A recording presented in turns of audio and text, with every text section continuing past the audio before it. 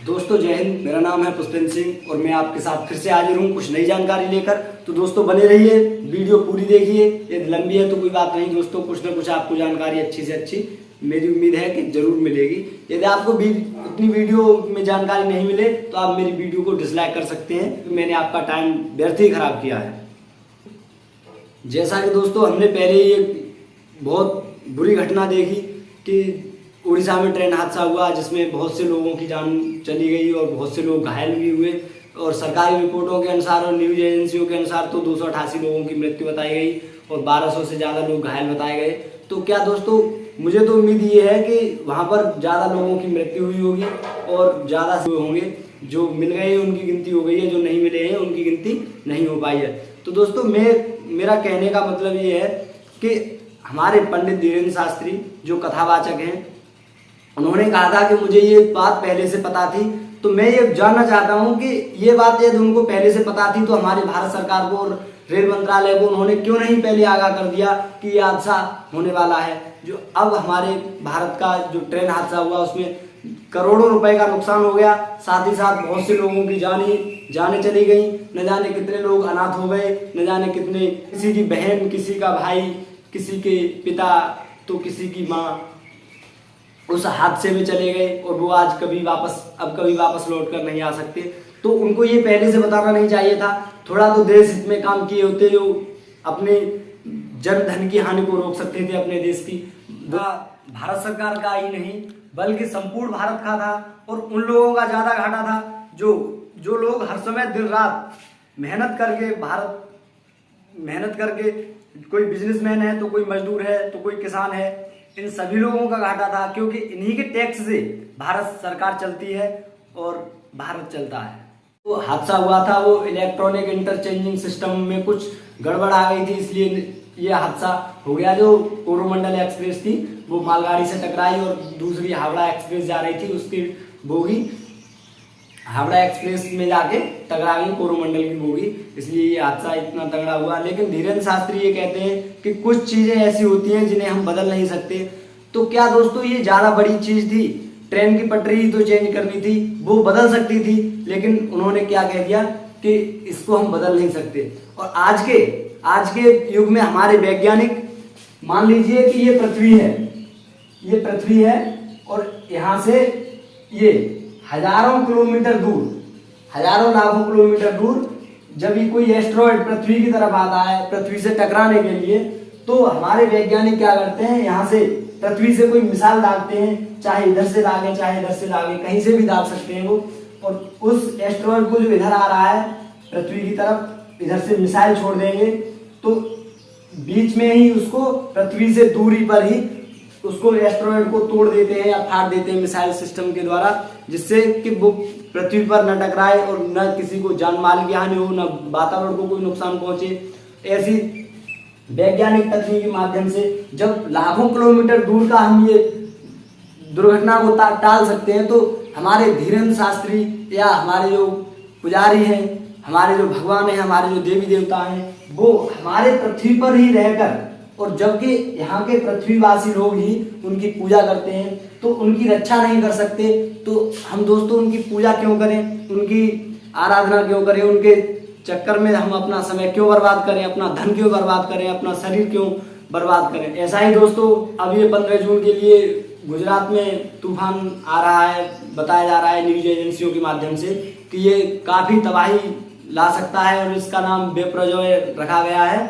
तो इस तूफान के आने से पहले भारत सरकार ने सूचना दे दी है कि वहां पर जहां तूफान आएगा वहां पर ना कोई मछली पकड़ने जाएगा कोई मछुआरा, और ना ही कोई यात्री वहां पर यात्रा करने के लिए, यात्रा सैलानी वगैरह कोई नहीं जाएगा, क्योंकि न जाने क्या हो सके, इसलिए हादसा से बचने के लिए वहां पर कोई नहीं जाएगा। और साथ ही साथ में भारत सरकार ने एनडीआरएफ की टीमें वहां पर लगा दी है, जिससे कि यदि कोई दिक्कत में आए तो उसको ठीक से आराम से निकाला जाए और जहां तक हो सके जन धन की हानि को रोका जा सके। तो क्या दोस्तों वहां पर हमारी भारत सरकार इतना खर्चा कर रही है और वहां से लोग, जब तूफान का नाम सुना है तो लोग कुछ तो लोग पलायन जरूर किए होंगे। तो मैं आपसे पूछना चाहता हूं, क्या वहां पर मंदिर नहीं है? यदि मंदिर है तो वहां पर उन देवी देवताओं की शक्ति क्या कम पड़ गई है? और जितने लोग वहाँ पर निवास कर रहे हैं, रह रहे हैं या यात्री हैं, क्या वो देवी या देवी देवताओं के भक्त या भगवान के भक्त नहीं है? यदि भक्त हैं तो उनको भागना क्यों पड़ रहा है? उनके देवी देवता और उनके भगवान उन्हें बचा सकते हैं। ये दोस्तों, भारत में इतने देवी देवता हैं और अच्छी तरह से हम लोगों की रक्षा कर सकते हैं, और हम सुबह सुबह 4 बजे उठ के कोई म्यूजिक चला देते हैं या भजन कीर्तन चलाते हैं, जिसमें हम हर समय अपने आप को कमजोर फील करते रहते हैं, और हम हर समय अपने देवी देवताओं से मांगते रहते हैं कि हमें शक्ति दो, हमें बल दो, कि हमारे लिए धन दो।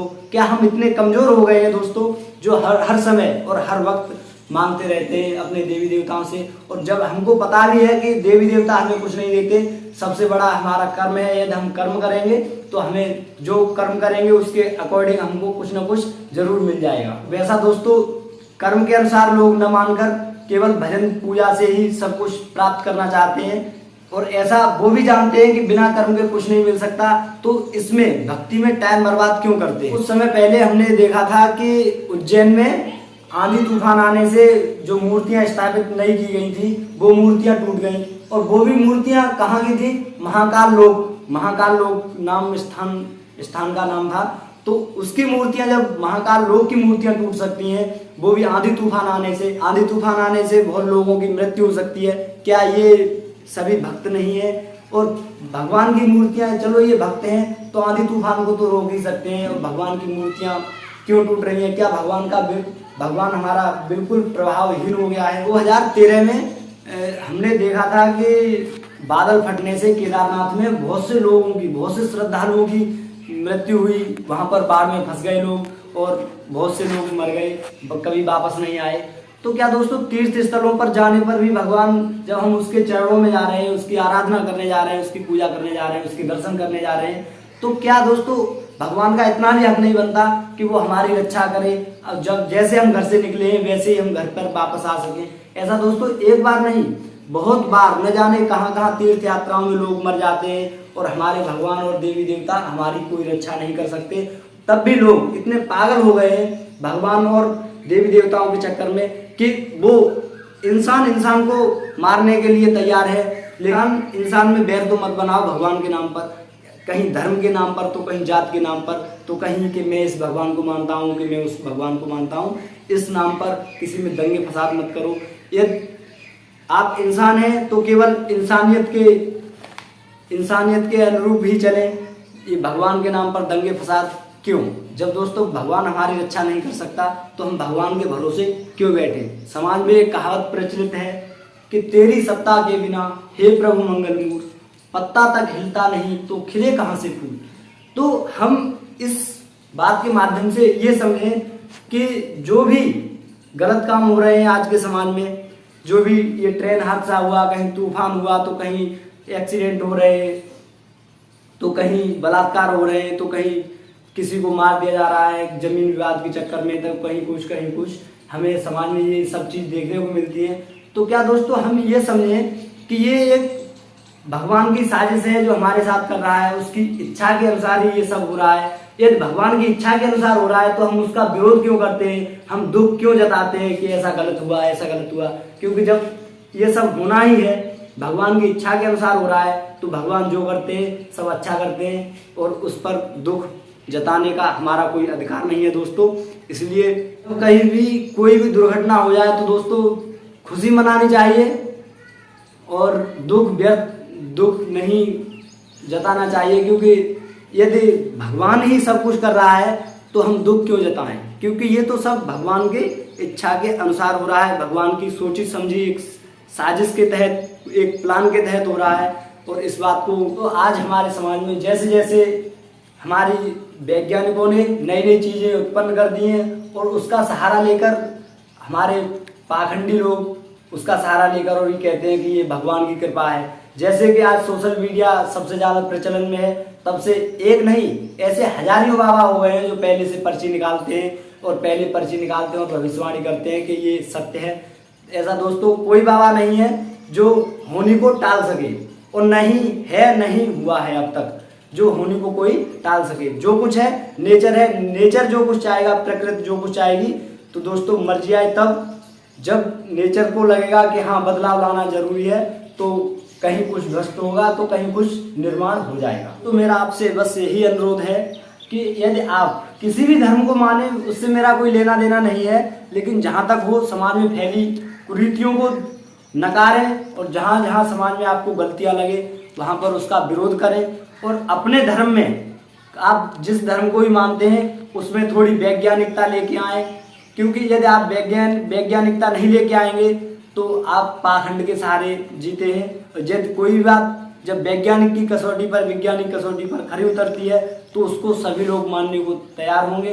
यदि वैज्ञानिक कसौटी पर वो बात फेल हो जाती है तो हर कोई उसको नकार सकता है दोस्तों। इसलिए जब भी आप कोई धर्म अपनाएं या किसी धर्म को माने तो आप देखें कि जो वह धर्म साइंटिफिक हो और साथ में नेचुरल हो, साथ में प्रकृति के साथ मिलकर चलने वाला हो। ये नहीं कि प्रकृति कहीं पीछे रह जाए और धर्म कहीं आगे निकल जाए और फिर कहीं जात के नाम पर तो कहीं धर्म के नाम पर मानव ही मानव में वैमनस्यता या आक्रमण या फिर लड़ाइयाँ या फिर गलत व्यवहार उत्पन्न होने लगे समाज में। ऐसे धर्म को जो समाज के हितकारी नहीं है उन धर्मों को त्यागना चाहिए या फिर जो कमियां हैं उनको दूर करना चाहिए।